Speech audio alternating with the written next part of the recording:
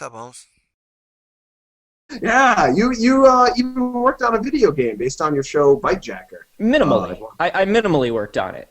It was a really great game, and it was guys from Secret Base. They just did a game for iOS called Toby and Friends Hookshot Adventure, and Oh, yeah, they're really great. It's mostly a dude named Ray Tio, and he came to me. He was like, he just sent me a screenshot because he had watched the show.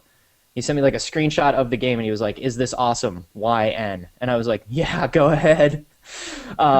So he developed this game, and along the way, the only thing that I really wanted to make sure of is like the show Bitejacker was like video game, like it was all about indie and downloadable games, and it was kind of like a review show and a news show, but it was also like a sketch comedy show. Um, right. so I really wanted to make sure that the game had the same voice as the show and the characters were the same. So Ray and I worked out a deal where he could do anything he wanted to creatively with the game because he's just a genius. And all I really wanted to do was write all the dialogue and the text that was in the game, so it kind of had the voice of the show. And I think it came out really well. Yeah, it's you. You're the star of the game with the co-host of Bitejacker. Is that right? Mm-hmm. And My buddy, you meet my like buddy Super John. Meat Boy and Commander Yeah. Video from the Bit Trip series. I think Mr. Destructoid is in there somewhere. or Mr. the Helmets. Destructoid's in there. There are a lot of little like nudge nudge wink wink video game references in there, which I think are great. Um, it's a zombie game, but I mean, I think we can all not hold that against it. Yeah. I think the zombie thing has gotten so bad it's now flipped back to good again. You think so?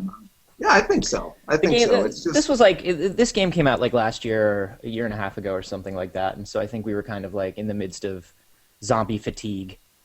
But it it's was a still little bit good. exhausting then. There were a lot of people doing games for it that for I mean doing zombie games that didn't really care about the zombie genre. But your game was much more about video games in general, I think, Mhm. video game logic. It's very Yeah. nice work on that. Would you write another game if someone was like, "Hey, write a game now"? Would you do Yeah, I that? think I totally would. I think I think everybody who does gaming journalism or works in a kind of a peripheral or side part of the video game industry always kind of dreams of developing games. A little Yeah. bit. Whether we dream of like actually doing it as a job or whether we just have a couple cool ideas, I think we all feel that way. And I have tried a couple times to sit down and kind of learn to code or learn some of these things like Game Maker or whatever. And I just find it to be horrible.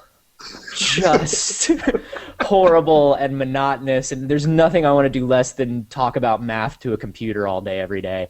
But It's so hard. Yeah. it's so hard. And so but I would love to write one again or do kind of like scenario planning or something like that. But that's like walking into your first band practice and being like, "All right, I'm the front man." Right? Yeah, it's true. It's like, true. "No, Everyone no, should you play. do all the work, but my idea is like really good." No, it's like, "Fuck you, dude. It's not."